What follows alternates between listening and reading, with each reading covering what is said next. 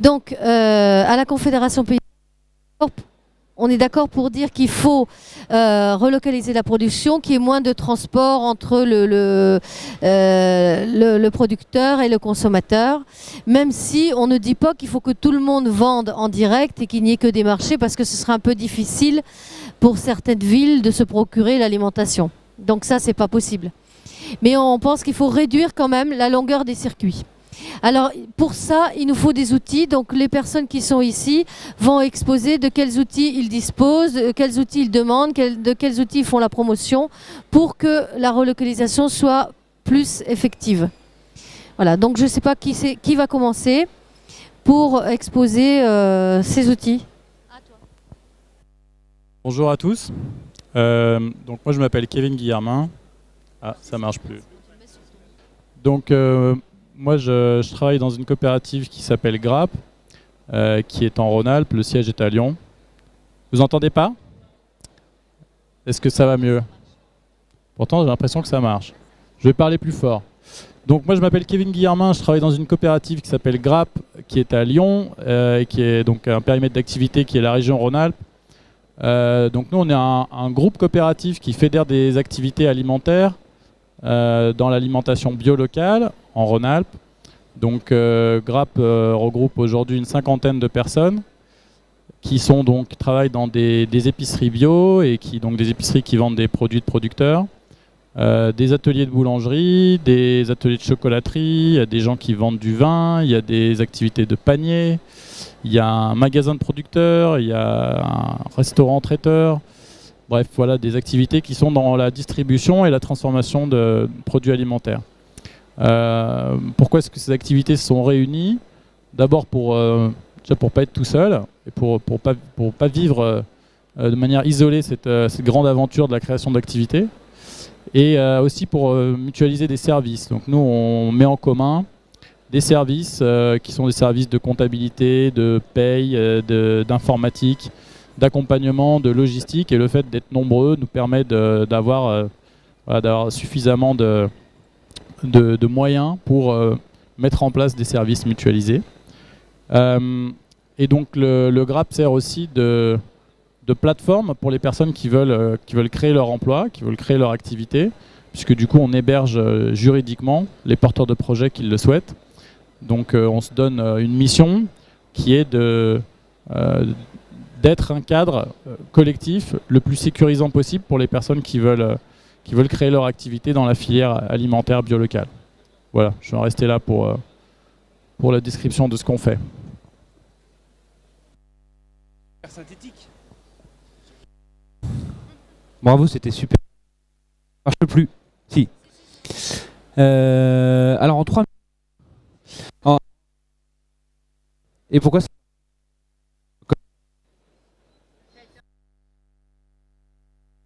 D'accord. Donc moi je m'appelle Gwenolé, je viens du Sud-Bretagne. C'est bien, on vient tous à Paris. Et je représente aujourd'hui la Marmite, qui est donc une association loi 1920 qui existe depuis 10 ans sur le pays de Vannes, donc Sud-Morbihan. Voilà, alors moi je suis même plus administrateur au sein de la Marmite. Moi maintenant je suis installé, donc j'ai quitté les bureaux. J'ai été salarié de la Marmite il y a 10 ans quand elle a été créée, et maintenant je suis installé en tant que paysan, donc je fais des cultures de céréales qu'on transforme en bière. Voilà, et donc je fais partie de ce réseau qui s'appelle la Marmite. En 3 minutes, un petit peu, juste pour présenter l'outil La Marmite, et qu'est-ce qu'il est, comment il s'est créé. À l'origine, il y a 10 ans, donc un territoire, le pays de Vannes, c'était un territoire déjà assez riche en investissement paysan, et avec quelques pionniers, enfin qui n'étaient pas très nombreux, mais il y en avait déjà qui travaillaient en direct, en filière courte. Voilà, et il y a 10 ans, il y a une vague de jeunes qui cherchent à s'installer en agricole sur des filières courtes, qui se retrouvent un peu face à des problématiques communes, de mauvais accompagnement par la Chambre d'agriculture, des problématiques de création des filières de distribution, etc., qui se réunissent et qui, à travers une association qui s'appelle le MRJC, donc le Mouvement Rural de Jeunesse Chrétienne, monte un début d'association pour de la mise en réseau de porteurs de projets et fonder une association qui deviendra 2 ans après la Marmite. Donc ça, c'est un peu la genèse du projet. Derrière, il y a 6-7 ans d'activité. En fait, c'est un peu comme ça que moi je la vois maintenant. Il y a 6-7 ans d'activité où la marmite, elle va fédérer tout ce monde sur un petit pays. Hein. C'est un pays voinais, donc c'est 40 km autour de Vannes. Donc elle va fédérer tous les gens qui sont en projet d'installation. Elle va monter une formation de l'idée au projet pour faire de la sensibilisation à ces activités-là. Elle va participer donc à la formation. Elle va faire de la recherche de foncier pas mal parce que c'est la grosse problématique à ce moment-là, de rechercher des terres pour installer tout ce monde-là. Voilà, donc ça c'est un peu les 6-7 ans, donc jusqu'à 2-3 ans. Et quand on en causait la voiture en venant ce matin, nous on trouve que depuis 2-3 ans, elle rentre un peu dans une nouvelle phase, cette marmite-là, qui est qu'elle devient plus adulte. Donc maintenant elle a une formation de l'idée au projet qui est reconnue et qui fonctionne bien, qui accueille pas mal de stagiaires tout au long de l'année. Elle fait énormément d'accueil individuel.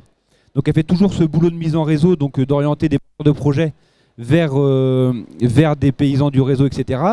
Elle s'est bien ouverte d'un point de vue de ses activités, c'est-à-dire qu'au début, elle était quasiment uniquement agricole, et assez vite, elle s'est ouverte sur d'autres activités, à savoir que maintenant, elle accompagne des choses plus transversales qui sont plus de l'ordre de l'économie sociale et solidaire, c'est-à-dire qu'elle accompagne des activités autour de la construction écologique, culturelle, et un peu tout ce qui va être de l'économie sociale et solidaire sur son territoire. Donc elle s'est vraiment diversifiée là-dessus. Avec son réseau à l'heure actuelle maintenant, elle fait aussi de l'accueil de stagiaires extérieurs, c'est-à-dire que nous, sur nos fermes ou nos activités, on accueille des gens en formation qui veulent s'installer et qui sont accompagnés par la même structure, par les bureaux, sur l'accompagnement technique par les bureaux de la marmite. Et puis elle commence à faire de l'essaimage, c'est-à-dire que le projet il plaît, et on se rend compte que ça permet de dynamiser un territoire d'un point de vue d'activité économique locale. Et donc elle commence à répliquer ce projet sur d'autres territoires, notamment dans le Morbihan, et puis à être intégrée par d'autres coins de France pour pouvoir participer au montage de ce type d'activité sur d'autres coins de France. Voilà. En gros, en 3 mots, et on y reviendra après, mais nous on s'est posé la question ce matin dans la voiture en quoi ça permettait de relocaliser l'agriculture. Mais on y reviendra peut-être après.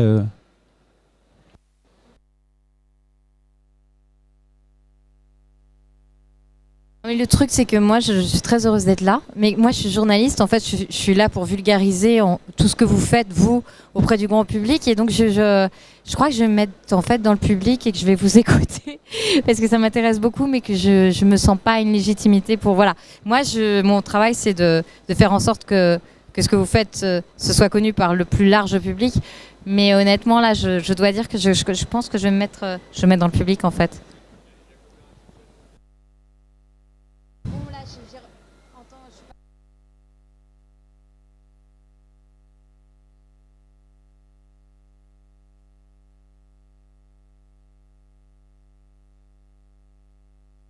Donc, moi, j'aurais des questions à poser. Donc, par rapport d'abord à toi, excuse-moi, j'ai oublié ton prénom.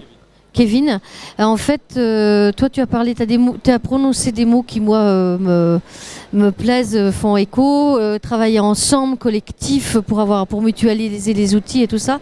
Mais j'aurais voulu savoir concrètement, et c'est la question que je poserai aussi à toi, c'est-à-dire concrètement, ça signifie que vous avez en un même lieu toutes ces choses, ou c'est réparti dans plein d'endroits? Comment ça se passe concrètement, physiquement? Alors, pour ce qui concerne le GRAP, donc nous, on est sur un territoire qui est la région Rhône-Alpes, 150 km à vol d'oiseau autour de Lyon. C'est comme ça qu'on a défini notre périmètre géographique. Donc, c'est très décentralisé en termes de lieux. Il y a une vingtaine d'activités. Il y a quelques activités qui sont sur un même lieu, mais c'est pas du tout la majorité. Donc, il y a des activités aujourd'hui en Savoie, Haute-Savoie, Haute-Loire, Rhône, Isère, Drôme.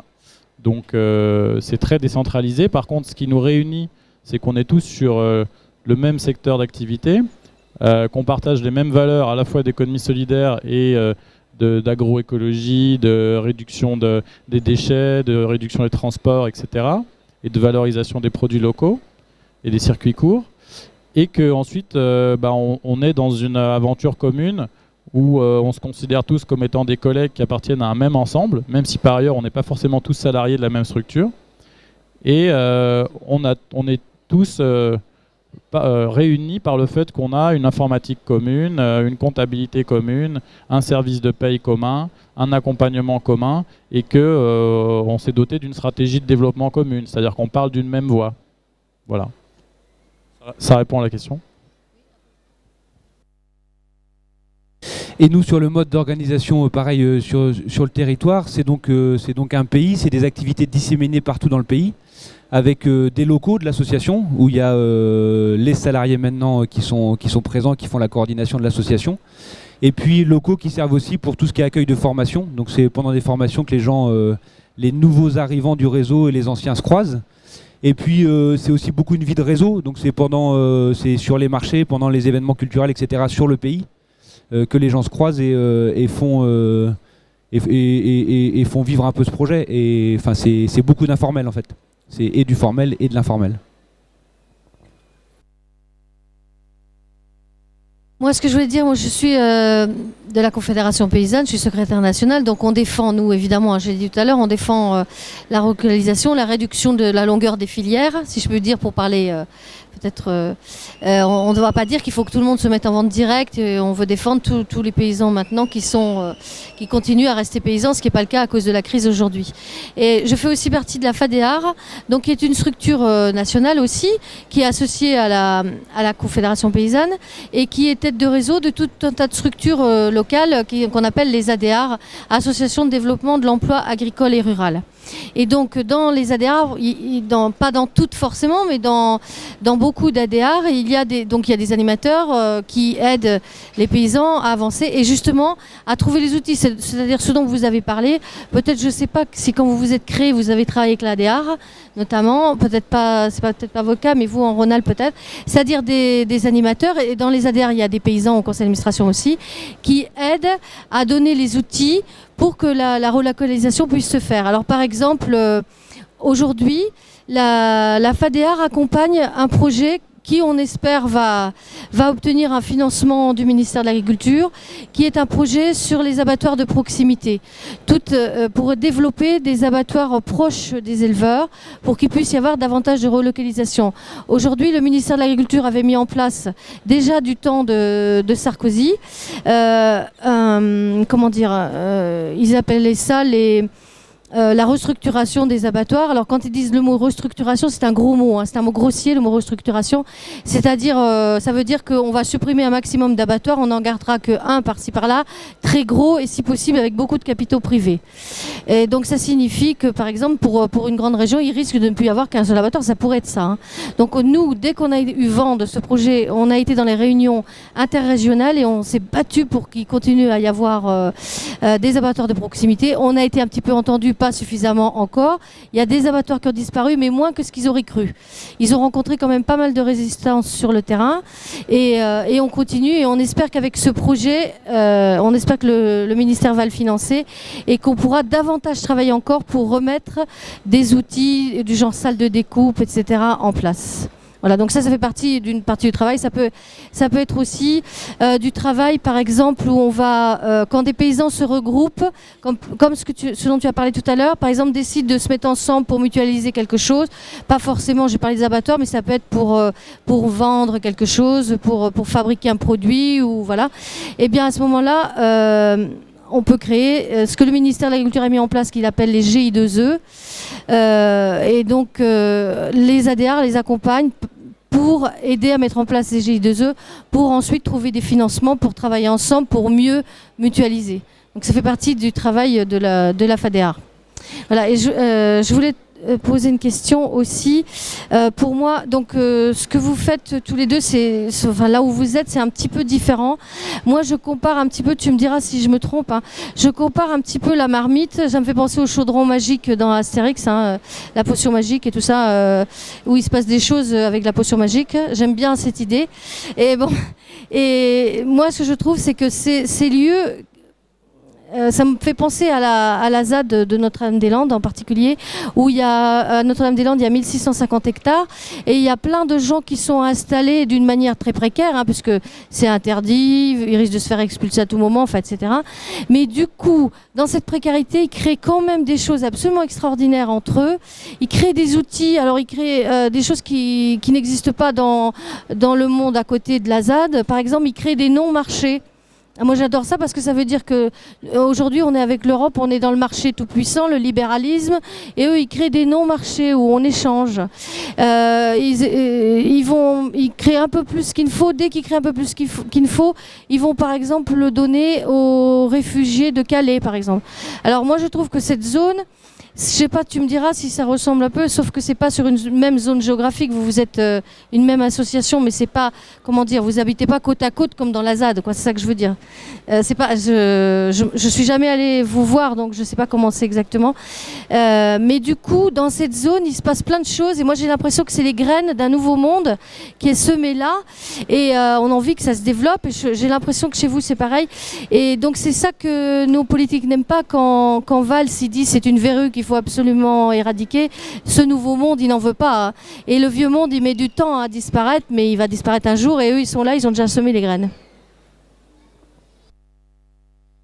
Alors juste, c'est pareil, on en causait ce matin, et en fait, la première époque de la marmite, et les gens plutôt installés sur le territoire, c'est beaucoup des activités économiques, enfin réelles, qui ressemblent aux fermes, enfin voilà, c'est des gens à la conf, voilà, qui ressemblent à des fermes plutôt classiques.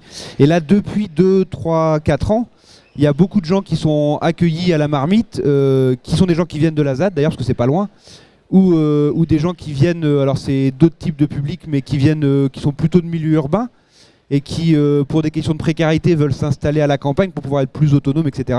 Et la marmite, elle accueille pas mal de gens comme ça, aussi via, en fait, elle bosse pas mal avec le Conseil Général, avec le service insertion du Conseil Général, et il y a aussi le Conseil Général qui sait pas comment orienter certaines personnes, qui les oriente vers les services de notre association.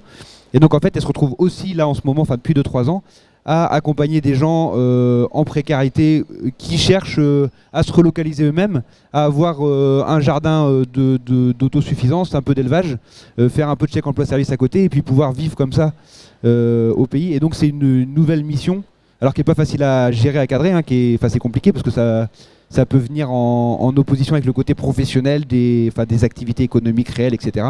Notamment quand on cause avec des élus, parce qu'eux, ils font pas trop la différence entre tout ça, et c'est pas toujours facile de leur expliquer. Mais c'est quelque chose qui tend à se développer pas mal dans les accueils que fait la marmite à l'heure actuelle. Ouais.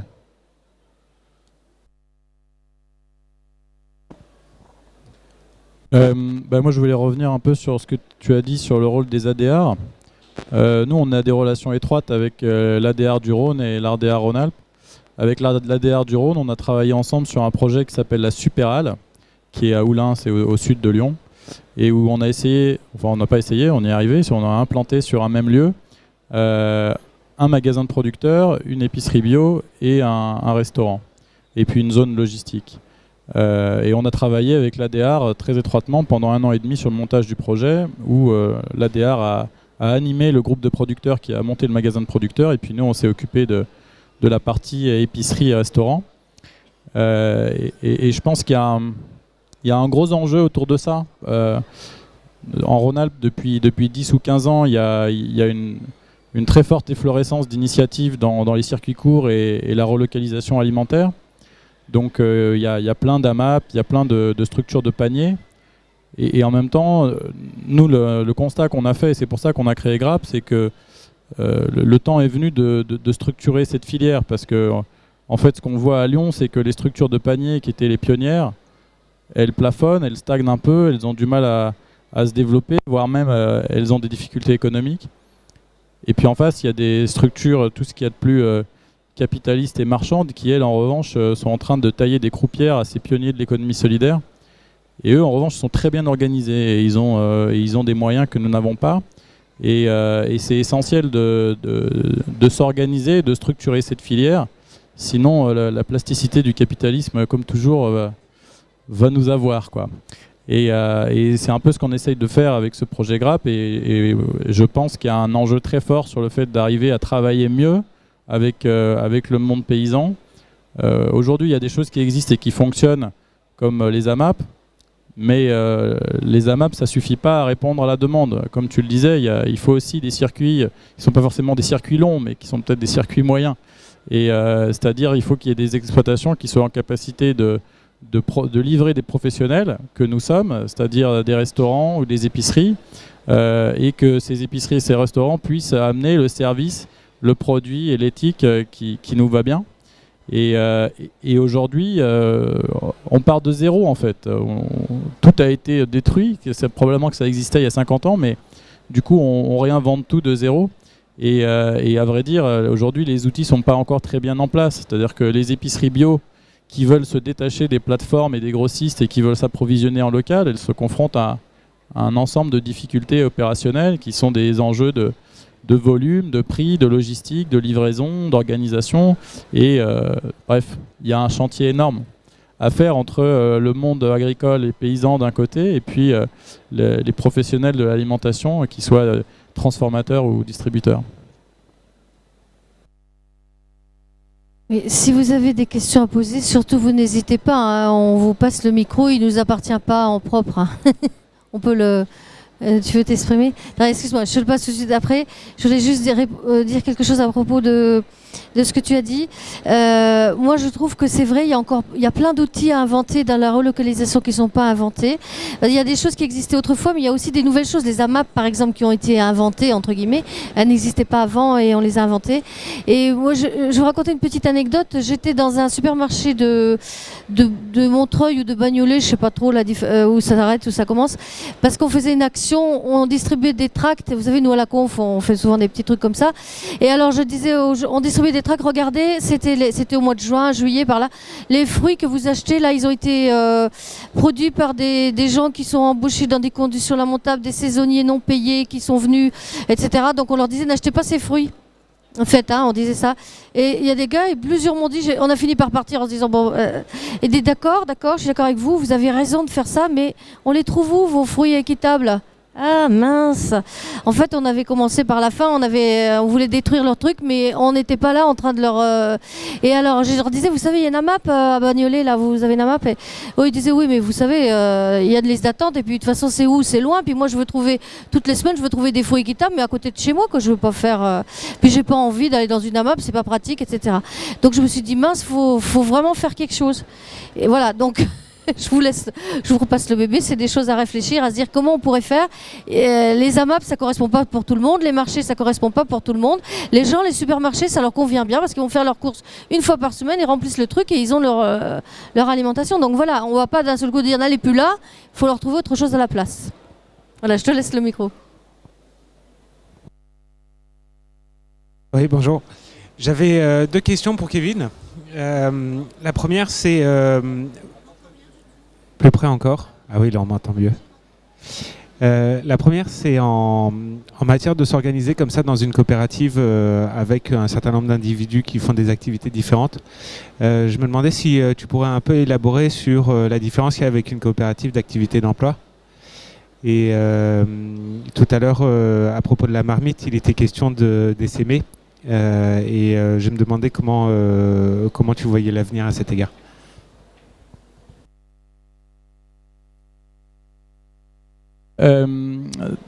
Donc effectivement, c'est une très bonne question. On s'est inspiré fortement du modèle des coopératives d'activité et d'emploi. On s'inspire notamment de l'expérience d'une épicerie qui est à Lyon et qui est une des activités fondatrices de Grapp et qui en fait a exercé ses 3 premières années d'activité dans une coopérative d'activité. Et au bout de 3 ans d'expérience, ils ont fait le constat que la mutualisation c'était bien, mais que dans une coopérative d'activité généraliste où on a des tailleurs de pierre, des consultants et une épicerie bio, ça pose un certain nombre de problèmes. Pour une épicerie bio, ça pose un certain nombre de problèmes techniques, du genre accepter la carte bleue ou les tickets restaurants, par exemple, ou gérer des stocks informatiquement. Et puis ça pose aussi un certain nombre de problèmes d'échange de pratiques, tout simplement. C'est que l'échange est limité quand on est sur des métiers très éloignés. Donc nous, on s'est inspiré de cette expérience-là et on a décidé de bouturer, entre guillemets, d'hybrider le concept de coopérative d'activité et puis d'en faire ce qu'on a appelé une coopérative filière. Ce nom, on l'a inventé, enfin, du coup, il n'y a que nous qui l'utilisons, donc il ne veut pas dire grand-chose. Mais en tout cas, voilà, l'idée, c'est d'avoir une coopérative qui, effectivement, peut héberger des activités, mais qui est spécialisée sur un secteur et sur une région pour qu'il y ait aussi des synergies entre les activités. L'idée étant de dire, si on héberge un boulanger bio et qu'il est à Vannes, on est très content qu'il existe, mais il ne pourra pas livrer du pain à Lyon tous les matins. Voilà. Donc, voilà pour la première question. Et la deuxième sur l'essaimage. Donc nous, on n'existe pas depuis très longtemps. La coopérative a été créée. Donc on va dire que là, aujourd'hui, on se sent relativement crédible s'il y a des gens qui veulent essaimer notre initiative pour leur dire oui, ça marche, ce qui n'était pas forcément le cas il y a un an et demi. Donc voilà, du coup, là, on commence à se poser ces questions de capitaliser un peu sur notre expérience, modéliser ce qu'on fait et éventuellement l'essaimer dans d'autres régions. En tout cas, ce n'est pas notre intention d'acquérir une ampleur nationale. On est plutôt dans l'idée de dire ce serait bien s'il y avait un grappe qui existait en Languedoc-Roussillon ou en Normandie. Et après, on pourrait mutualiser avec eux des choses, certainement en termes d'informatique, etc. Donc ça, c'est une de nos ambitions d'avenir, mais pour l'instant, on en est juste à l'intention, quoi. Voilà. Et juste sur le fait de rendre accessible à tout le monde des produits locaux, etc. Nous, l'avantage d'être sur un pays où il y a une forte densité de paysans installés en filière courte, c'est qu'il y a plein de choses qui sont expérimentées.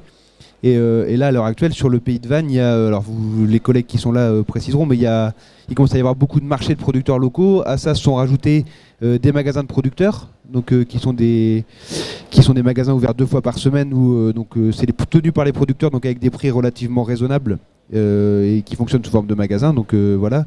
Il y a des projets qui s'installent de vente par internet, mais tenus par des paysans de la même façon. Il y en a un sur le pays de Pleuhermel là, où en fait les gens passent leurs commandes via internet et les paysans se retrouvent tous les vendredis pour concocter les paniers et puis les ramener sur des lieux de dépôt où les clients viennent les chercher après. En fait, l'avantage, c'est que vu qu'il y a plein de gens qui sont installés petit à petit, il a fallu trouver des nouveaux modes de commercialisation pour toucher des nouvelles clientèles. Et à l'heure actuelle, ça fait que quelqu'un à peu près tout le monde sur le pays a priori, alors il y a toujours des questions de ressources, mais a moyen d'avoir accès à ces produits locaux et agricoles du coin en bio. Donc tu veux dire que par exemple, il y a une politique de prix pas trop élevée qui est faite ensemble, ou bien chacun choisit son prix, ou comment ça se passe ? Non, chacun choisit ses prix, mais vu qu'il n'y a pas d'intermédiaires qui sont créés entre le producteur et le consommateur, parce que même les magasins de producteurs sont tenus par des producteurs, avec pour certains, mais pas tous, ou par exemple au niveau du système de vente par internet que je vous présentais là, en fait ils sont engagés dans leur charte à pratiquer les mêmes prix que sur le marché. C'est-à-dire qu'en fait il n'y a pas de création d'intermédiaire, donc les prix pratiqués sont les mêmes que sur un système de vente directe entre producteurs et consommateurs. Ce qui fait que ça rend ces produits-là accessibles à tout le monde. Et d'un point de vue de temps dans la semaine, parce qu'il y a plein de possibilités, et d'un point de vue d'argent, quoi. Voilà. Je voudrais dire une chose à ce sujet, ce qui plutôt rebondit sur ta dernière intervention. Il y a plein de dispositifs et d'initiatives qui existent et qui sont sur du circuit ultra court, que ce soit des AMAP ou des magasins de producteurs. Mais comme tu le disais, ça ne suffit pas. Ça suffit pas parce que en fait, l'alimentation, c'est pas juste des produits, c'est aussi un service. Et ça, dans nos discussions avec les producteurs avec lesquels on travaille, c'est pas toujours facile à faire entendre. Parce que le producteur, de par son métier, il est focalisé sur son produit. Mais en fait, quand on travaille dans un magasin, ce qu'on vend, c'est un service. Et les consommateurs, ils sont en attente d'une qualité de service et pas seulement d'un produit. Et notamment, on a du mal à faire comprendre aux producteurs avec lesquels on travaille que si on met que des produits locaux, ultra locaux, genre moins de 20 km, direct, circuit court, producteur, etc., dans un magasin bio, on va avoir un banc de légumes qui va être tout vide. Et en fait, on va vendre moins de produits locaux que si on avait un légumier plein, y compris rempli par des produits qui viennent de moins près, qui viennent peut-être de circuits moins courts. Mais en fait, c'est le service qui crée le volume et qui fait que les gens achètent le produit. Et c'est important de tenir compte de ça. Et nous, c'est un truc qui est difficile. Enfin, on a des discussions homérique avec nos producteurs avec lesquels on coopère sur ces questions-là. Sur le projet de la Super Doulin dont je vous parlais tout à l'heure, l'ambition, c'était justement de dire on ne va pas aller chercher les 3% de consommateurs militants qui, eux, sont déjà fourrés dans toutes les AMAP du coin ou les magasins de producteurs. Au contraire, on va aller chercher les 7% d'après. Et non plus, hein, on ne se dit pas qu'on va chercher les 87% d'après. Déjà, les 7% d'après, c'est pas mal. Et du coup, pour aller chercher les 7% d'après, ça veut dire que c'est des gens qui font leurs courses au supermarché, mais qui de temps en temps vont au marché, qui vont de temps en temps dans une épicerie bio, ou de temps en temps dans un magasin de producteurs. Et ces personnes-là, en fait, elles sont en attente de service, c'est-à-dire qu'elles ne sont pas prêtes à faire leurs courses dans 5 endroits différents dans la semaine pour réunir tout ce dont elles ont besoin dans le quotidien. Donc l'ambition de ce projet, c'était de dire on va vous offrir sur un même lieu tout ce dont vous avez besoin pour vos courses du quotidien. Donc un magasin de producteurs plus une épicerie bio plus un traiteur, ça couvre pas tous les besoins, mais quand même des besoins du quotidien. Et donc c'est ça l'idée de dire il faut arriver aussi à nous ouvrir à une autre typologie de consommateur qui est moins militante, qui est prête à faire moins d'efforts, qui est peut-être pas prête à accepter la contrainte d'avoir un abonnement à MAP où on s'engage pour 1 an et puis il n'y a que 2 heures dans la semaine pour venir récupérer son panier, etc. Il y en a qui veulent faire une intervention, oui. Ouais, moi je suis du secteur de ces gaillards là un peu, et donc j'observe un peu ce qui se passe sur le territoire en y participant à une partie, mais pas tout non plus. Et c'est vrai qu'il y a une dynamique importante, et je pense que la dynamique crée de la dynamique aussi. Donc ça, Guénolé l'a expliqué un petit peu. Et autant il y a un certain nombre de gens qui étaient en installation. Qui s'interrogeaient sur le fait qu'il y avait beaucoup de maraîchers qui arrivaient, donc ça va être dur pour nous, beaucoup de paysans boulangers. On s'aperçoit qu'à chaque fois qu'il y a des gens nouveaux, il y a peut-être une petite période d'équilibre, mais après, voilà, ça roule, et puis on voit qu'il y a des potentiels qui sont importants entre les magasins qui ont été créés, entre les marchés, entre tout ça. Enfin, mais par rapport à... Donc on voit qu'il y a une attente aussi des consommateurs, mais moi ce qui m'interroge par rapport à ça, c'est l'Île-de-France ici, 12 millions d'habitants, enfin ou peut-être plus d'ailleurs. Les 3/4 bientôt de la population française qui sont justement sur des grands centres et des métropoles comme ça. Et il faut essayer d'imaginer peut-être le rapprochement justement de la production qui du coup se trouve un peu plus éloigné parce qu'effectivement il n'y a pas les fermes ici, hein, on ne les a pas dans les centres des villes. Mais c'est comment la production, on crée ce rapprochement de la production avec les endroits de consommation. Je pense qu'il y a des choses à imaginer. Moi, j'ai des copains qui sont dans le Perche, c'est pas très loin de Paris, mais c'est quand même à 1 heure, ils sont à 1h30, je crois. Ils s'organisent à plusieurs avec camions, des remorques frigo, et ils montent, je crois que c'est 2 fois par mois, qui montent sur Paris avec une quantité de produits et avec des endroits où il y a des dépôts. Mais je pense qu'il y a moyen d'imaginer les marchandises qui peuvent circuler, des camions qui montent sur les villes, il y en a tous les jours. Une palette, ça coûte pas forcément très cher en termes de transport. Et les camions sont peut-être pas toujours pleins. Mais après, c'est comment l'acheminement est possible. Après, c'est comment on gère. On gère dans les villes, on gère des endroits où il y a un magasin qui se crée et qu'on n'a pas de la garantie et la provenance des produits. Donc ça, il y a des choses à imaginer là-dessus. Je pense qu'il faut imaginer des circuits un peu plus longs, coopératives ou autre chose, je ne sais pas, mais je pense qu'il y a quelque chose pour qu'il y ait encore beaucoup plus de production agricole qui a un lien comme ça entre le consommateur et la production avec une garantie sur les produits et la qualité et tout. Ah oui, excuse-moi. Je vais peut-être laisser je voulais répondre par rapport à... Parce qu'il dit qu'il n'y a pas beaucoup de paysans autour. Si on parle de relocalisation, certains disent que c'est 150 km. Bon, on peut dire, voilà, quand on est plus local, on va pas dire c'est 20 km, c'est ce que tu as dit tout à l'heure. Hein. Si on parle de 150 km, même pour Paris, on est quand même... Et on va trouver des paysans comme toi, justement. Et donc, je discutais tout à l'heure avec un de tes collègues de l'Île-de-France qui disait, moi par exemple, j'ai voulu... Le gros problème dans l'Île-de-France, c'est pas qu'il n'y aurait pas de paysans, il peut y en avoir aussi qui s'installent et tout, et qui fournissent... Pas besoin, je dis pas que le perche, c'est pas bien, hein, c'est pas ça, mais qui sont... il disait, j'ai voulu acheter 2 hectares pour pouvoir que ma ferme soit transmissible à 2 couples. Parce qu'il en a déjà 2, ça faisait 4 hectares. Et c'était pas une énorme ferme, mais ils ont été donnés à des céréaliers, les 90 hectares. Lui, il voulait 2 sur 90 qui se vendaient. Et ça n'a pas été, il les a pas eu parce qu'ils ont jugé qu'il valait mieux agrandir des fermes et donner 90 aux mêmes. Et voilà, bon, enfin, ça, c'est la politique agricole de nos chers collègues de la FNSEA. Mais donc, il y a possibilité d'installer, j'en suis sûre, beaucoup de paysans dans la région parisienne, dans l'Île-de-France. Et toi, tu pourrais peut-être témoigner. Et après, je te passerai le micro, Yves. C'était pas prévu. Merci. Si on veut, oui, il y aurait possibilité, mais après, il faudrait peut-être revoir un petit peu la politique des structures départementales et la politique des SAFER. Et le problème, quand il y a une exploitation, tiens, il y en a une juste à côté à 500 mètres de la maison, qui va se trouver dispersée. Hein, c'est en plaine de Versailles, c'est le cas de le dire. Et pas dispersée, ça va aller à l'agrandissement, quoi. Et il y aurait possibilité sur 60 hectares d'installer des jeunes ou autres.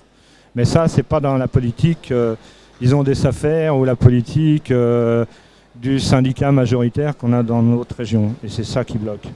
Et tu te retrouves également politique des structures, commission des structures. La nouvelle, elle est de midi, mais c'est des commissions, ça sert à rien. J'ai l'impression que ça sert à rien parce qu'ils ne prennent pas position. Après, sur l'Île-de-France, de toute façon, sur le nombre d'installations qu'on a en maraîchage, finalement, c'est sur des plus petites surfaces. Il y a un renouveau. Peut-être par le biais des AMAP, des circuits courts, la proximité. On voit quelques jeunes qui arrivent à s'installer, mais il y a l'autre fait aussi. Hein, il y a l'urbanisation. Il y a les évictions, les expropriations. Et tout ça, finalement, fait que font que des propriétaires ne veulent surtout pas louer à des jeunes ou des moins jeunes ou autres. La terre reste en friche, quoi. Alors qu'on sait pertinemment qu'on a un potentiel.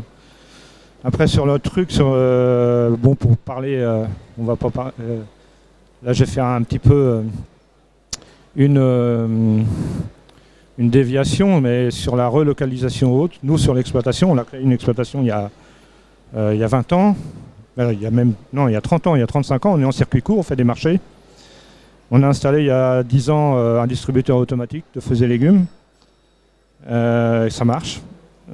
Également, on était pareil dans la démarche, on était, c'est pas pour les chevilles, mais on était dans les premiers en région parisienne, à faire en partenariat avec la SNCF, faire des paniers en sortie de gare. C'était en 2006. On était la première exploitation à monter ça. Et après, ça s'est étoffé, si on veut. Donc, je crois qu'il y a 40 gares qui sont desservies maintenant.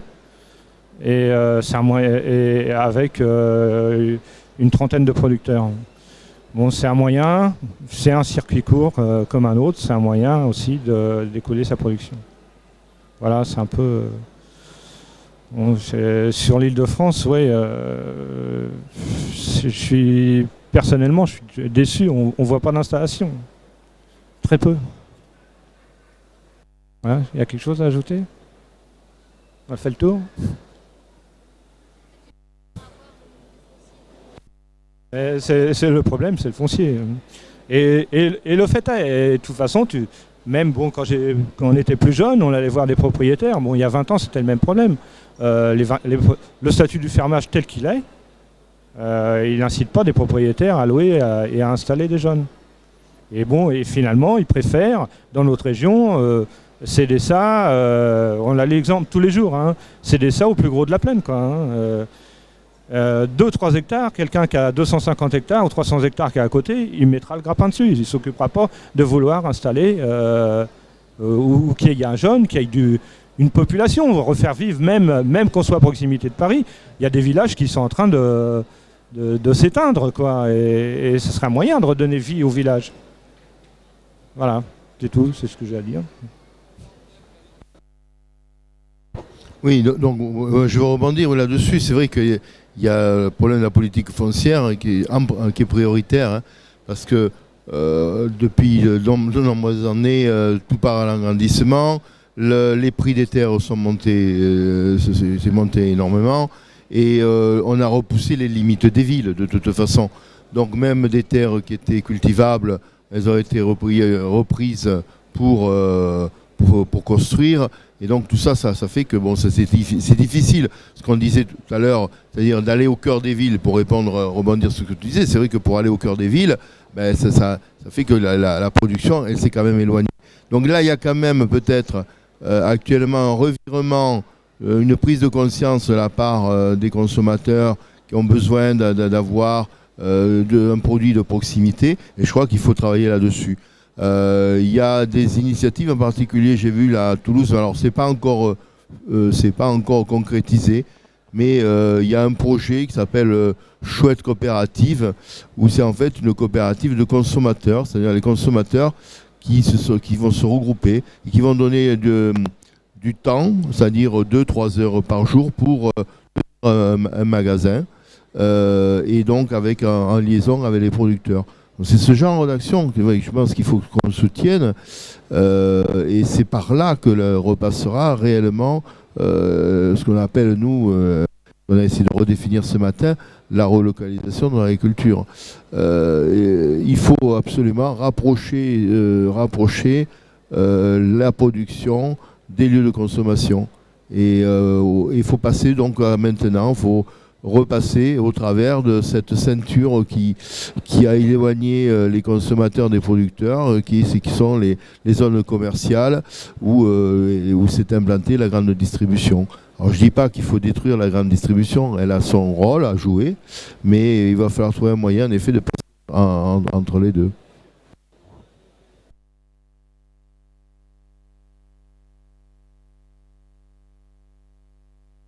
Moi, je voulais intervenir en tant que consommatrice. Bon, je suis militante aussi, pas paysanne, urbaine, mais j'achète en bio, à mon maraîcher directement sur un marché en plein centre-ville. Mais je voulais rebondir sur ce que disait Kevin. Je crois qu'il a totalement raison. Quand j'en parle à mes amis autour de moi qui ne sont pas aussi militants, c'est ce qu'il dit. Ils n'ont pas envie de faire 3-4 magasins dans la semaine. Ils veulent trouver un service, pas que des produits, mais un service, quelque chose de vraiment qui corresponde à leur attente, comme ils peuvent trouver dans les grandes surfaces. Et là, je voulais donner un exemple. Là, récemment, je suis remontée dans ma Normandie natale, notamment à Caen, et j'ai fait les courses pour ma mère, et je suis allée au Biocoop de Caen. Je n'avais jamais mis les pieds. Bien, il vient de s'agrandir. J'étais soufflée. Ils fêtaient leur premier anniversaire. Je ne fais pas du tout de la pub pour Biocoop, on s'en fout, voilà. Mais ils fêtaient leur premier anniversaire. Ils se sont agrandis. C'était vraiment un magasin où vous vous retrouviez à Auchan, Lidl, tout cela. Mais super bien fait. C'était pas que des palettes dont on a l'habitude de voir qui tiennent des étagères. Ça fait pas très envie, sauf pour les militants que nous sommes. On s'en fout. Mais pour toute la population, les 87 autres % qu'on veut toucher, ça a de l'importance.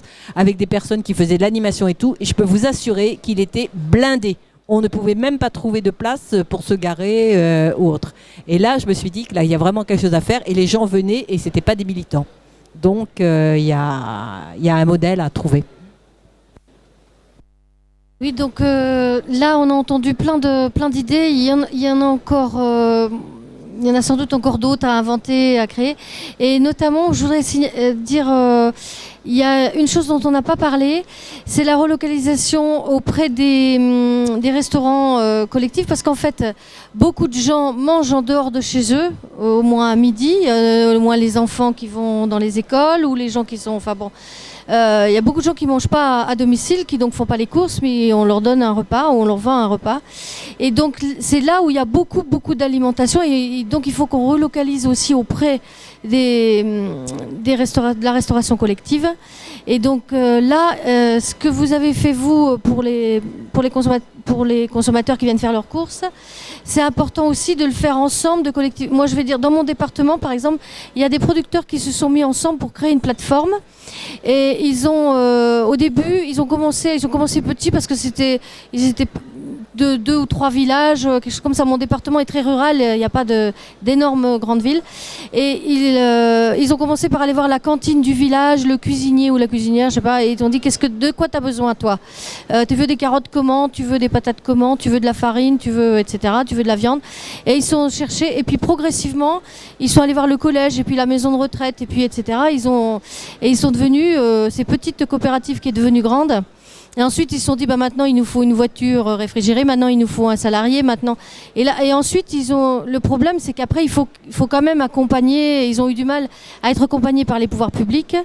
Ça commence à se faire, et je voulais dire, donc ça, c'est des choses à inventer, à créer, à faire ensemble, comme tu l'as dit tout à l'heure, à mutualiser. Et il y a aussi autre chose dont on n'a pas parlé, c'est les collectivités locales.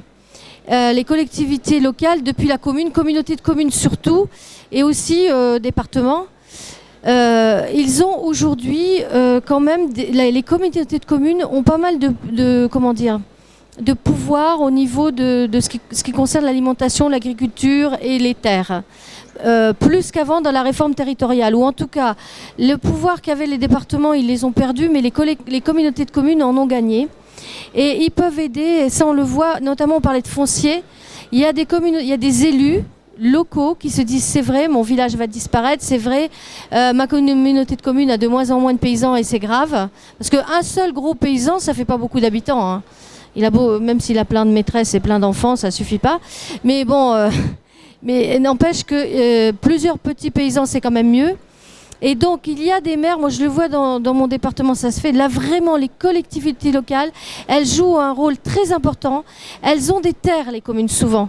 Elles les mettent à disposition, elles créent des espaces tests, elles créent des marchés. Il n'y avait pas de marché, je dis tiens, ce dimanche matin, on va faire un marché, on va l'organiser à plusieurs villages. Elles donnent les moyens pour que le marché existe, par exemple. Elles donnent à disposition un local. Enfin, donc les collectivités territoriales, les élus locaux, ils sont plus proches de nous, on peut aller les voir, on peut essayer de les faire mettre les moyens pour relocaliser, et beaucoup sont pour. Donc ça peut être ça dépend des élus, faut pas voter pour eux s'ils sont contre.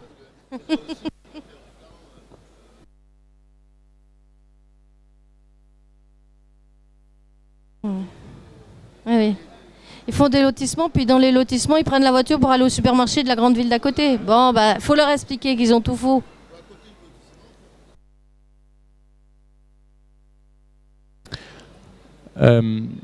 Pour réagir sur ce qui a été dit, pour s'adresser à une clientèle professionnelle, que ce soit de la restauration collective ou pas, il faut aussi être en capacité d'apporter du volume, de la régularité, et d'être en capacité aussi de proposer des prix qui ne sont pas les prix de la vente directe. Et c'est là que du coup on a besoin d'exploitations qui ne soient pas des exploitations toutes petites. C'est très bien les exploitations toutes petites, les maraîchers qui sont installés sur 1,5 hectare ou 2 et qui font 100% de vente directe, c'est super, je suis content que ça existe. Mais ils ne sont pas en capacité de livrer une épicerie, un restaurant ou une restauration collective, parce que pour des raisons de volume et de prix, l'équilibre économique de leur ferme dépend du fait qu'ils fassent de la vente directe. Et finalement, aujourd'hui, mon sentiment, c'est qu'on manque d'exploitations de taille moyenne, qui soient dans l'éthique qui nous va, et qui soient en capacité de répondre à des cahiers des charges, parce que quand on discute avec des communes, après c'est ça le problème, c'est qu'il faut une fiabilité, il faut une régularité, bref, il y a un enjeu de qualité de service, encore une fois, même si c'est pas tout à fait le même service. Et ça, aujourd'hui, on n'est pas bon là-dessus, tous autant qu'on est. Alors là, tu parlais de petites communes, c'est évidemment plus facile. La ville de Lyon avait des élus qui ont fait preuve de volontarisme politique et qui ont dit, nous, on veut des pommes bio. Ils ont commencé par les pommes, des pommes bio. Il se trouve qu'il y a pas mal de pommes dans la région lyonnaise, à la cantine centrale de la ville de Lyon. Donc ils mettent ça dans le cahier des charges. Sauf qu'en fait, ça fait 18 000 pommes bio par jour. Et bien en fait, personne n'est capable de répondre à cette demande. Enfin, en tout cas, il y a 5 ans, personne ne l'était. Donc ils sont allés chercher des pommes bio. Comme ils avaient mis ça dans le cahier des charges, j'étais obligé de le respecter. Ils sont allés chercher en Italie, parce qu'ils ont trouvé que des Italiens pour faire des pommes bio.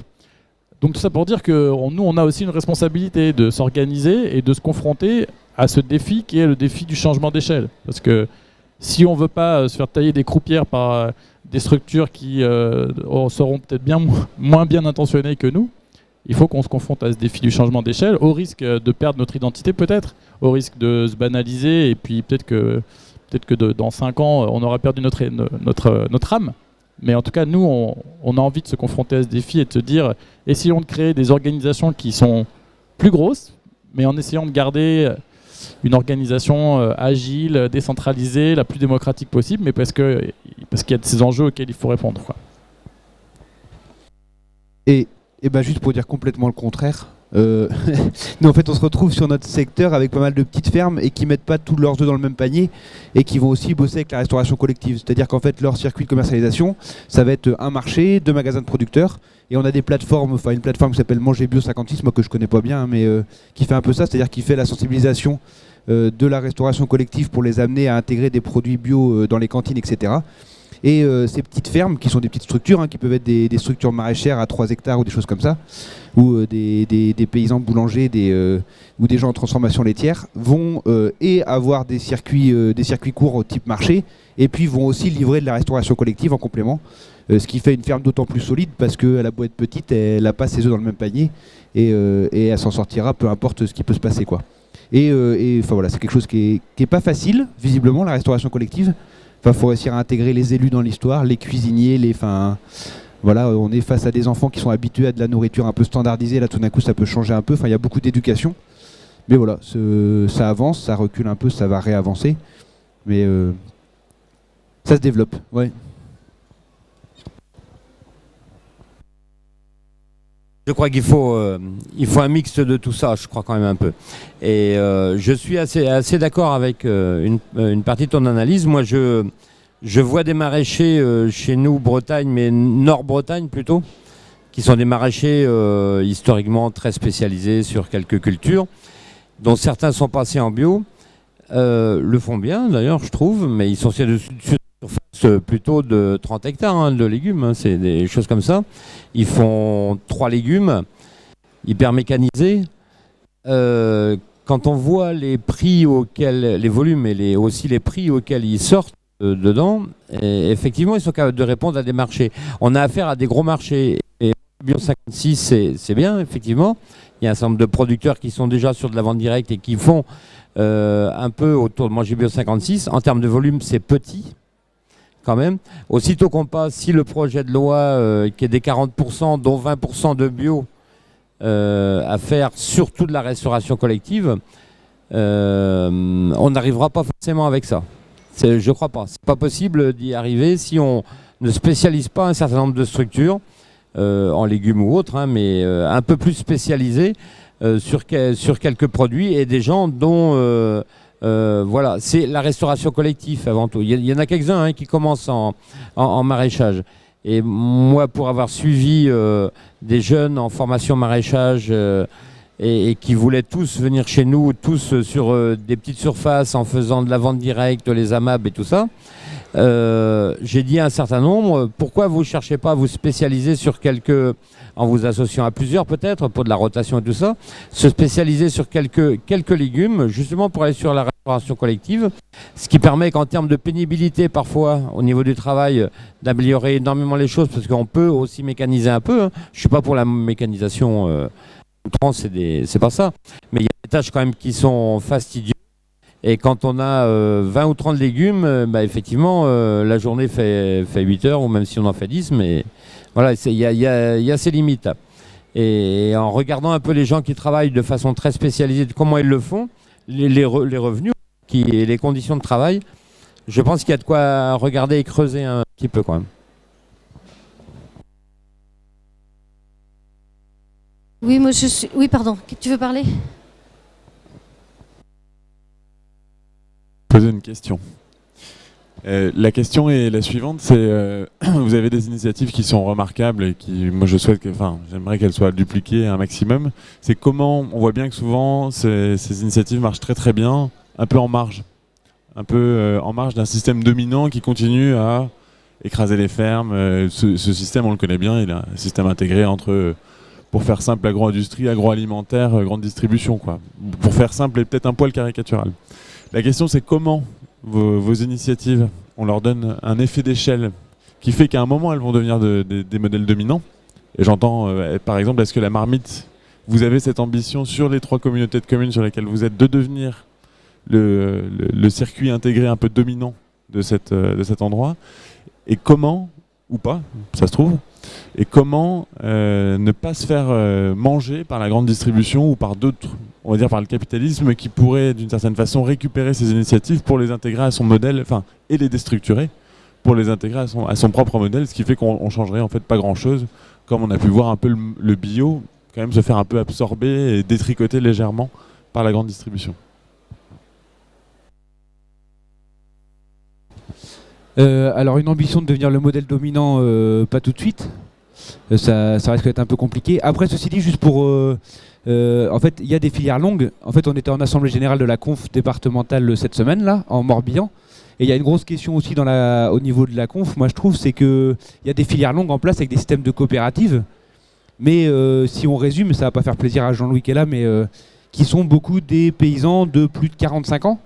Et en fait, les nouvelles générations de paysans qui s'installent, et c'était un peu clair l'autre jour à l'Assemblée Générale de la Conf, les gens de moins de 45 ans, c'est vachement des gens en filière courte.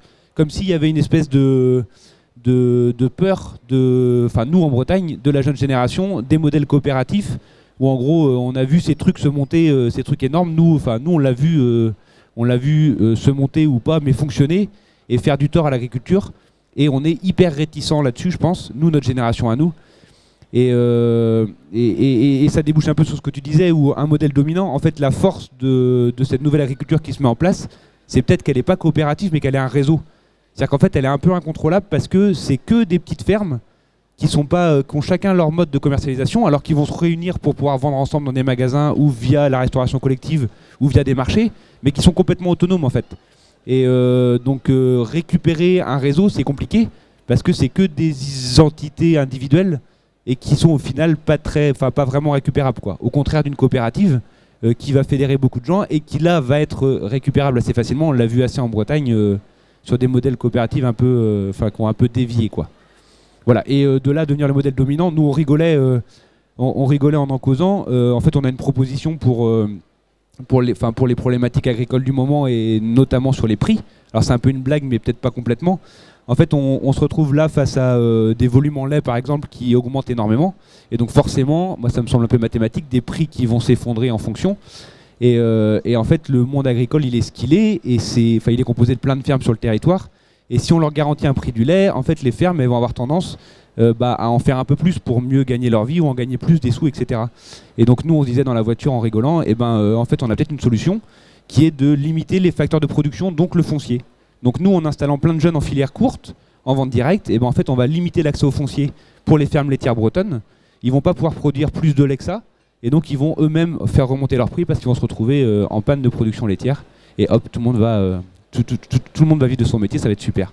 Donc pour ça, il faut installer plein de gens en filière courte sur nos territoires. Et par contre, c'est toujours la grosse problématique pour chez nous, c'est le sacré accès au foncier. En fait, des gens qui veulent s'installer, on en a dans les réseaux. Il y a des gens qui arrivent tous les jours à la marmite et qui veulent faire ces métiers-là. Ils ne sont pas non plus si nombreux que ça. Il ne s'agit pas de les décourager. Et en fait, pour avoir accès à du foncier sur nos pays, ça peut prendre entre 2 ans et 5, 6, 7, 10 ans pour certains. Voilà. Et quand on a 30 ans et qu'on veut s'installer, on veut s'installer à 30 ans, pas à 40. À 40, ça peut être trop tard, on est reparti sur autre chose. Et en fait, il y a un sacré boulot qui doit être assumé par le monde agricole en place. C'est-à-dire qu'en fait, on est face à une transition de l'agriculture. Jusque-là, il y avait des fermes laitières en Bretagne de 50 hectares avec une stabulation, un siège d'exploitation. Moi, par exemple, pour faire des céréales et de la bière, j'ai pas besoin d'une salle de traite, j'ai pas besoin d'un poulailler industriel. Donc je vais pas racheter ça. En fait, j'ai pas besoin d'une stabulation. Donc je vais pas racheter une ferme de 50 hectares avec l'ensemble du corps de ferme parce que je vais me plomber avant de commencer. Donc j'ai besoin d'avoir accès à du foncier, mais qu'à du foncier, et de pouvoir construire le bâtiment qui va me coller ou reprendre juste la stabulation. Et en fait, on nous demande un peu, nous, nouveaux installés, d'assumer la transition de l'agriculture en rachetant la ferme laitière dans le complet. Enfin, moi, c'est ce qu'on me répond dans la campagne. Ah bah, tu veux une ferme, bah, t'as qu'à en prendre une. Il y en a une là de 50 hectares avec, en gros, la stabule, la salle de traite et puis toute la mise aux normes qui va avec, quoi. Et comme si c'était un peu à nous d'assumer ça. Et nous, on considère que c'est pas à nous, porteurs de projet, enfin, moi, c'est plus mon cas, mais d'assumer cette transition de l'agriculture. Donc, il faut vraiment que, là, c'est le boulot, on était avec la SAFER ce matin, et en CDO à structure, etc. Et puis aux paysans installés dans nos pays, de rendre disponible du foncier pour cette nouvelle agriculture, pour que ce soit pas une galère, quoi. Enfin, quand on part sur une installation comme ça, on a déjà assez à faire avec les banques, les acquisitions de compétences, s'intégrer auprès des paysans du coin et puis crocher dedans après pour faire les cultures, machin, tout ça. Et on n'a pas en plus à passer 5 ans sur du foncier, se battre avec les voisins, finir à coup de procédure pas possible avec la SAFER. Enfin, on a vraiment autre chose à faire, quoi. Alors, nous, pour ce qui concerne Grappe, je te confirme qu'on a bien l'intention de détruire la grande distribution et de prendre sa place. Ça fait partie du projet politique de la coopérative. Bon, pour l'instant, le champ qui est à côté de la Supérale, il fait 250 millions de chiffre d'affaires et la Supérale en fait 1,2 million. Donc, il faut qu'on fasse x200. Mais c'est au programme des 10 prochaines années. En tout cas, voilà, nous, on ne se conçoit pas comme une sorte de microbe qui a pour destin de survivre à côté de la grande distribution, quoi. En termes politiques, on le conçoit bien comme une alternative à la grande distribution. Ensuite, comment on fait? Comment on y va? Nous, on pense qu'il faut se confronter à ce défi de changement d'échelle, qu'il faut aussi construire un rapport de force qui nous soit favorable. Et pour construire le rapport de force, il faut se mettre ensemble et il faut construire des outils qui nous soient communs. Et à notre modeste échelle, où on est une cinquantaine de personnes, on voit déjà que le rapport de force il a changé. Quand je discute avec mon banquier, je vois bien que c'est pas tout à fait la même chose que le jour où on a commencé. Et c'est ça qui nous motive aussi à aller plus loin là-dedans. Comment on y va? Pour moi, il faut créer des outils et un patrimoine collectif qui seront aussi les moyens de l'action future. Et comment on fait pour garder ces valeurs? Ça, c'est compliqué. Nous, on est une coopérative. Il y a une bonne partie de la littérature de recherche sur les coopératives qui est consacrée à un syndrome qui s'appelle la banalisation des coopératives, où en gros, comment les coopératives, quand elles grandissent, qu'elles grossissent et qu'elles perdent la foi militante des débuts, elles se transforment en entreprises conventionnelles finalement. Donc je pense que c'est difficile d'échapper à ce syndrome, mais néanmoins on a envie de s'y frotter. Pour vous donner un exemple concret de ce que je mets là-dessous, nous on travaille sur un logiciel de gestion d'entreprise qui est un logiciel libre, donc en open source. On le développe et c'est un peu un pilier de l'infrastructure sur laquelle on s'appuie. Et du coup, à chaque fois qu'il y a une activité qui veut nous rejoindre, on peut déployer une informatique qui a été éprouvée, testée, améliorée par l'ensemble des activités. Et en même temps, à chaque fois qu'on améliore quelque chose, on le publie et on le met au service de la communauté des développeurs de ce logiciel-là. Du coup, les perspectives d'essaimage et de duplication, elles sont possibles. Et à la limite, il y a des gens qui s'emparent de ce qu'on a fait sur ce logiciel sans qu'on le sache. Et en termes de valeur, le fait que ce soit de l'open source et qu'on soit sur du logiciel libre et qu'on partage tout ce qu'on fait, quelque part, est aussi un des garde-fous possibles de notre action. Pour moi, un autre garde-fou important, c'est le statut coopératif. Ensuite, moi, je ne suis pas du tout fan du statut de coopérative de consommateurs ou des coopératives de type coopérative agricole, parce que quand dans une coopérative, les gens qui sont décisionnaires sont en fait pas les gens qui sont sur le terrain de l'opérationnel du quotidien, ça crée effectivement à moyen terme un risque très fort de perte d'identité et de prise de pouvoir par la technostructure, quoi, en gros. Et nous, du coup, moi, en tout cas moi pour ma part, mais je pense que c'est relativement majoritaire au sein de Grappe, on fait plutôt la promotion de statuts coopératifs, mais qui sont des coopératives de travailleurs, quoi. Donc nous, on a des statuts de SCOP, de SIC, mais à chaque fois, les gens qui sont aux manettes, c'est les gens qui bossent et qui sont là au quotidien. Moi, je suis ravi de faire des choses avec les producteurs et les consommateurs. Néanmoins, j'ai pas particulièrement envie de les avoir dans mon conseil d'administration. Ne serait-ce que parce que moi, en tant que je sais pas, adhérent de la Maïf, j'ai pas le temps, je suis pas pertinent, je suis pas compétent pour savoir quelle doit être la stratégie de la Maïf sur les 10 prochaines années. De la même manière, je pense pas qu'un consommateur, juste parce qu'il vient servir dans un magasin bio qui fait partie de ma coopérative, il soit compétent pour décider de la stratégie de ma coopérative dans les 10 prochaines années. Et par ailleurs, lui, s'il fait des conneries, il s'en fout, il va juste changer de magasin bio. Moi, si je fais des conneries, je perds mon boulot, quoi. Voilà. Du coup, j'estime qu'on n'a pas la même implication dans nos projets. Voilà, c'est tout. Oui, moi je crois que je partage bien, c'est ce que je voulais dire. Je voulais parler des coopératives justement. Les coopératives, on parle tu as parlé, je ne sais plus comment tu as dit, des nouvelles coopératives ou des vraies coopératives.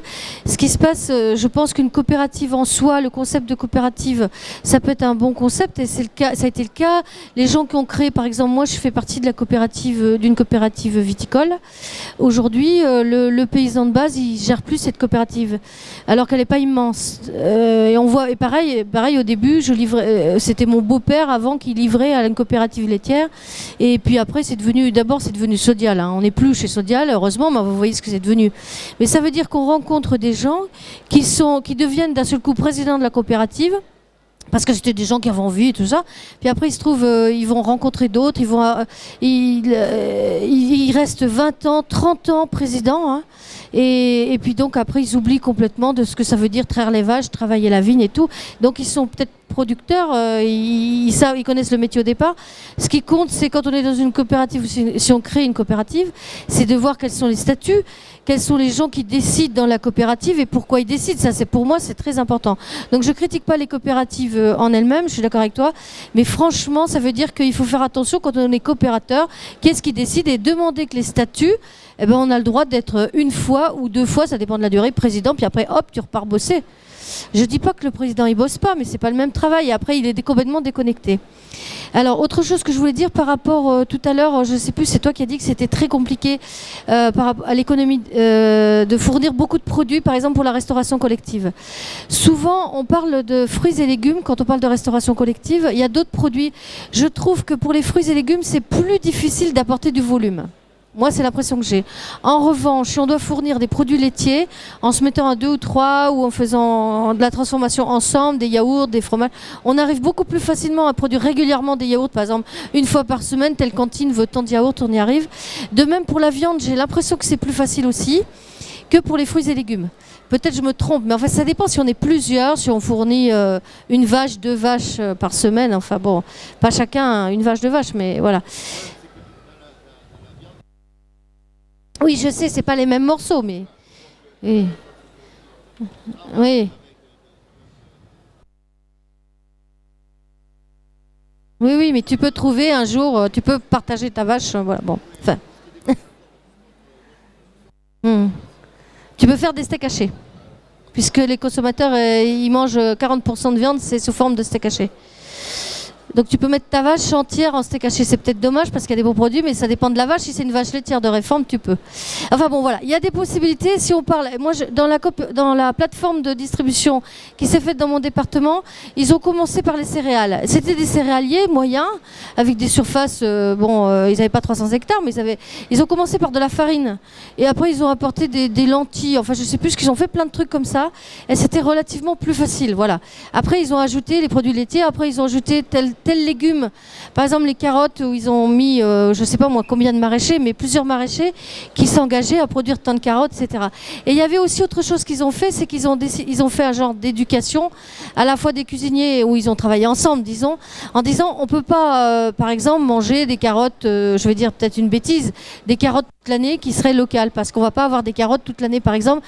Donc dans vos plats, pendant de tel mois à tel mois, je dis n'importe quoi, moi je suis pas maraîchère, hein, mais vous n'allez pas utiliser des carottes par exemple. Bon, c'est des choses à inventer dans les liens. Hein. Et ce que j'entends dans ce que vous dites tous les deux, puisque vous avez dit tout à l'heure par le foncier, ça me fait bien plaisir, parce que j'ai l'impression que le syndicalisme a encore largement sa place.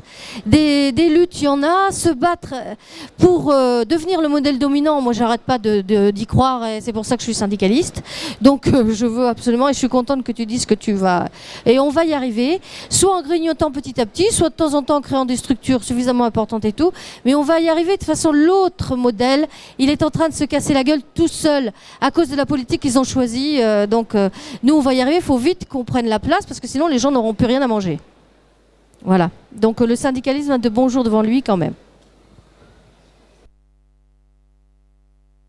Qu'est-ce qui veut réagir ou poser encore des questions ou tu veux conclure, Pierre-Alain ?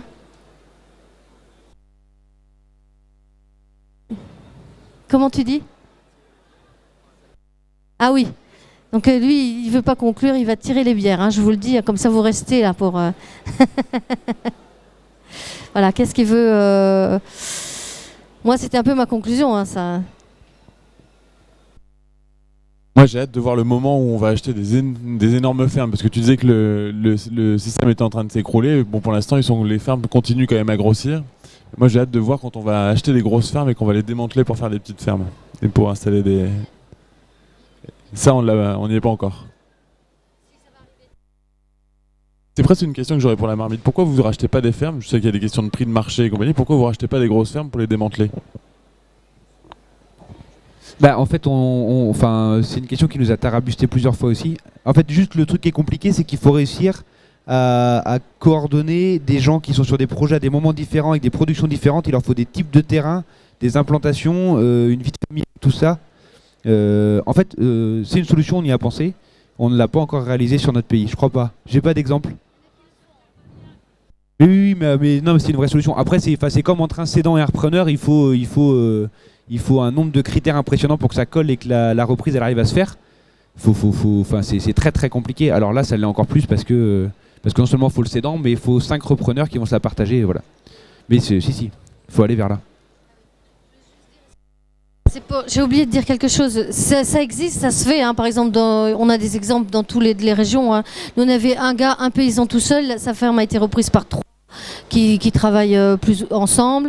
Dans le Limousin, il y en a 11 qui se sont mis ensemble pour faire chacun des choses différentes et sur une ferme de 80 et quelques hectares.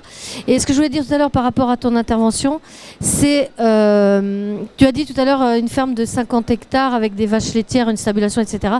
Il faudra quand même qu'on fasse de l'élevage et que, pour plein de raisons, pour les produits animaux que l'on consomme et qui continueront à se consommer, même s'il y a des gens qui ne mangent pas de produits animaux, mais aussi pour le fumier. Et on voit bien hein, dans la Bretagne, beaucoup d'animaux, beaucoup de fumier et de la pollution. Région parisienne, plus d'animaux et des sols morts sans humus. Donc il faudra quand même réfléchir à comment on continue l'élevage, ça il faut absolument.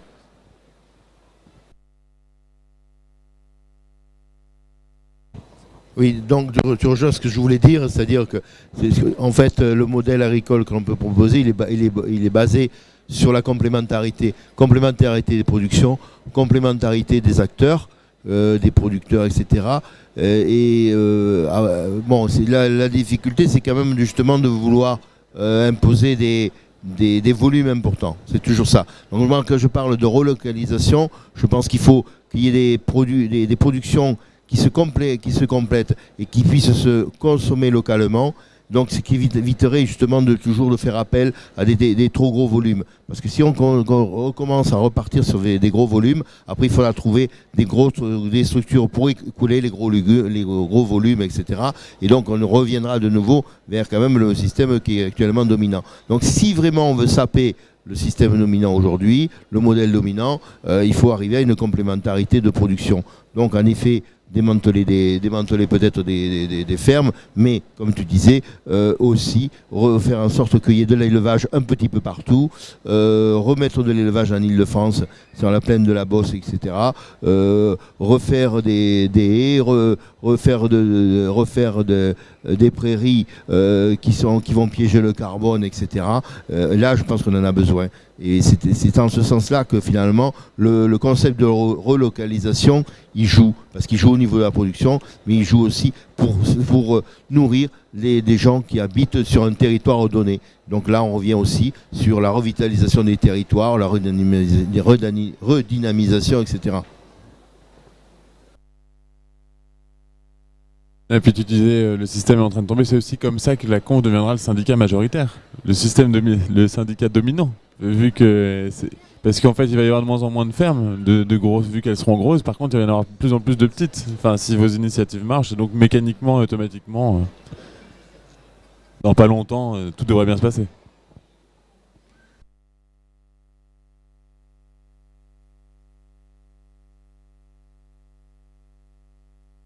Ouais, moi je voulais juste dire un dernier mot sur ce sujet. Alors donc moi je suis pas sur le monde agricole, donc j'ai rien d'intéressant à dire sur la question des reprises de ferme, mais là où moi j'aimerais qu'on arrive à faire quelque chose pour aider dans ce sens, c'est que j'ai l'ambition et l'espoir qu'en étant nous mieux organisés, plus nombreux, on arrive aussi à faire une vraie planification agricole qui nous permette ensuite, quand on travaille avec des producteurs, de nous engager sur des volumes, de nous engager sur des prix, de donner de la visibilité aux producteurs avec lesquels on travaille, et que ça aussi, ça permette éventuellement de favoriser des installations, de peut-être préfinancer des récoltes, parce que nous on est dans un métier où on encaisse notre chiffre d'affaires le jour même, et puis en revanche du coup on paye nos fournisseurs potentiellement un peu plus tard, donc on a potentiellement des outils et de la trésorerie pour aider des installations, et tout ça c'est des choses aujourd'hui où on part d'une page blanche, quoi. En gros tout est à construire, et il nous reste encore pas mal de boulot, quoi.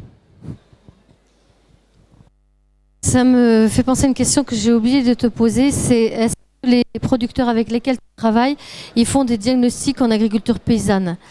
Parce que pour nous, ce qu'on défend, c'est les fermes en agriculture paysanne qui respectent. Alors c'est l'autre côté qui a la marguerite. Vous pouvez passer tout à l'heure pour voir la marguerite avec les 6 thèmes qui parlent de l'agriculture paysanne, l'autonomie, la transmissibilité, etc. Vous irez voir.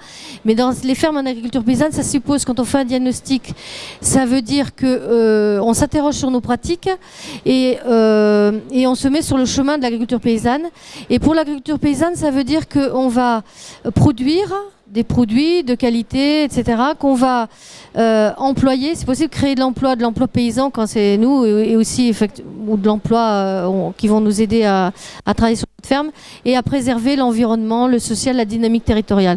Donc pour nous, quand on fait un diagnostic en agriculture paysanne, ça permet de réfléchir sur ce qu'on fait, et en même temps, quand on vend, après, on peut mettre produit en agriculture paysanne, ou je sais pas quoi. C'est pas un label, hein. Mais ça veut dire des gens qui réfléchissent sur leurs pratiques, et notamment leur pratique et leur ferme telle qu'elle est implantée dans le territoire. Quand on a rédigé la charte de Grappe, on a eu des débats homériques pour savoir si on faisait que du bio, ou si il était possible d'ouvrir au non-bio, etc. Ça nous a occupé des dizaines d'heures, comme vous pouvez l'imaginer. Et la pirouette qu'on a trouvée pour réconcilier les positions, ça a été de dire bio ou engagé dans un diagnostic d'agriculture paysanne. Alors dans les faits, c'est extrêmement difficile ensuite à suivre, quoi. C'est-à-dire que finalement, quand l'intérêt, l'avantage du bio, c'est que c'est un label, et que du coup c'est très facile à tracer. Agriculture paysanne, c'est un peu plus compliqué. Donc du coup, quand on a des épiceries qui vendent des produits qui sont non bio, en fait, savoir si exactement ça relève bien d'un diagnostic d'agriculture paysanne, c'est très compliqué. Mais en tout cas, c'était l'intention, quoi. Et ça nous a permis de réconcilier un peu les positions antagonistes qui pouvaient exister entre ceux qui voulaient que du bio et ceux qui voulaient ouvrir, quoi. Voilà, donc je pense si quelqu'un a une intervention ou deux, ou oui. Bonjour à tous. D'abord, je voulais vous féliciter pour ce que vous faites. Et quand je dis je suis vraiment respectueux, parce que dans le contexte actuel, mais j'ai un malaise avec votre stand, c'est le truc bleu là, le drap. Le drap bleu que vous avez derrière. Il faut savoir qu'il y a un projet européen derrière tous vos beaux projets. Vous avez raison, je vous félicite. Mais il faut savoir qu'il y a 2 couleuvres européennes qui pointent à l'horizon. La première couleuvre, il faut savoir que le grand projet de l'Europe, c'est tout simplement que toutes les petites exploitations agricoles, notamment en France, tombent en faillite pour qu'elles soient récupérées par des grosses multinationales. Ça, c'est un des premiers trucs. Ils s'en cachent même plus aujourd'hui, hein. Et la deuxième chose, c'est le traité transatlantique. Alors, et ça, j'aimerais bien quand même... Moi, je vous dis, le traité transatlantique, il y a le feu à la boutique, hein. Je ne vais pas par 4 chemins, c'est très grave. C'est pour ça que je me suis permis de sortir de ce que vous dites. Et encore une fois, je vous répète que je vous félicite tous pour ce que vous faites. Chapeau et merci. Je vais répondre parce qu'on nous a déjà posé la question ce matin. Donc nous, d'abord, on se bat fortement contre le projet, tous les accords de libre-échange de toute façon. Nous, on est pour la souveraineté alimentaire, donc évidemment, on se bat, à la fois par des manifs publics, à la fois par des contacts avec des députés, etc. Donc avec tous les autres citoyens qui le veulent, hein, on fait partie de collectifs contre le TAFTA. Et d'une part, d'autre part, pourquoi est-ce qu'il y a ce drapeau européen? Parce qu'en fait, l'Europe, d'une part, nous, on n'est pas contre l'Europe, on est contre l'Europe telle qu'elle est aujourd'hui, mais l'Europe à la fois, effectivement, elle va négocier le traité transatlantique, à la fois elle fait la PAC contre laquelle on se bat et qu'on essaie d'améliorer. Mais en même temps, elle nous finance aujourd'hui pour faire ce qu'on fait, pour faire des propositions alternatives. Et quand l'Europe nous finance, il y a toujours la transparence. Voilà, c'est ça que ça veut dire, simplement qu'on est financé par l'Europe pour être ici et vous parler. Et notamment demain où on parlera de l'installation. Voilà, donc l'Europe, elle est pas uniforme. Il y a des gens dans l'Europe qui veulent autre chose. Et nous, on espère faire pencher la balance vers cette autre Europe sociale et solidaire et non pas compétitive. Voilà, je suis d'accord avec vous. C'est très dur, mais nous, on s'attaque toujours à des montagnes très dures. Mais on y croit, on va y arriver.